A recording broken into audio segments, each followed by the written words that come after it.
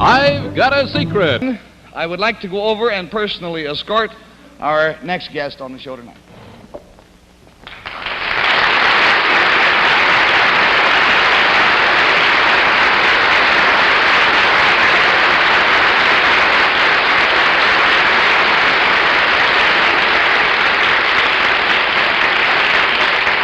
There you go. Now then, sir. Will you tell our panel, please? Let's get in a little closer. Do you mind if I pull you in, sir? There we go. Will you tell our panel, please, what your name is and where you're from? My name's Samuel J. Seymour. I'm from Maryland. This is Mr. Seymour from Maryland. And we brought Mr. Seymour all the way up from Maryland, and by golly, he got in a hotel and fell down the steps and gave himself a shiner. And we urged him not to come on the show tonight, as a matter of fact, and finally got in touch with his doctor, and the doctor said it was up to Mr. Seymour. Mr. Seymour said he wouldn't miss it. So here he is, and feeling apparently pretty well.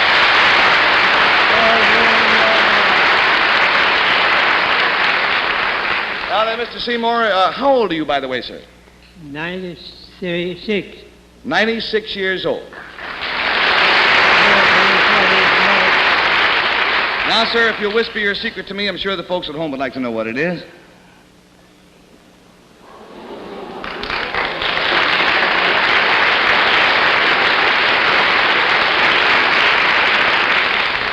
Well, now to help classify his secret, I will tell you it concerns something that he witnessed.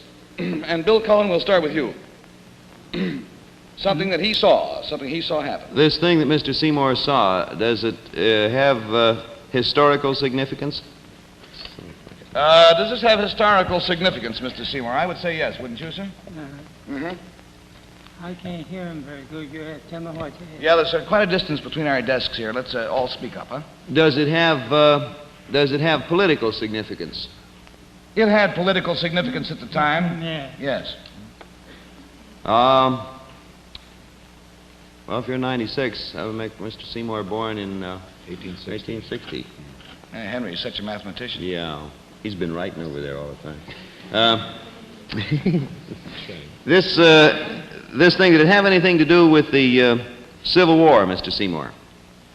No, it had not to do with the Civil... Well, let's say indirectly it was concerned with the Civil War. Did it all right, an answer? Mm-hmm. Did it concern a famous person in American history? Very well-known person. Did it concern a famous person, Mr. Seymour? Yeah. Yep. Would it help me to know who this person was? What did you say? He wants to know if it would help him to know who this person was, and he has to know who that is, yes. Did this man hold political office? Did this man hold political office, sir? Yeah. Yes. $20 down and $60 to go, and we go to Jane Meadows. McKinley. Mr. Seymour. Henry is being his usual helpful self by whispering to Jane, McKinley. And I'm not listening. Mr. Seymour, would this person have ever been president of the United States? Was he ever president, this man? Oh, I think he was once. Would He it was. have been Abraham Lincoln? It was Abraham Lincoln, yes. You witnessed something to do with Abraham Lincoln. Was this a pleasant thing? Was it a pleasant thing you saw, sir? Not very pleasant, I don't think. I No. was scared to death over it. He said, no, he was scared to death. Would it have had anything to do with the President Lincoln's death, by any chance? Unfortunately, yes. Did Mr. Seymour witness the shooting of President Lincoln?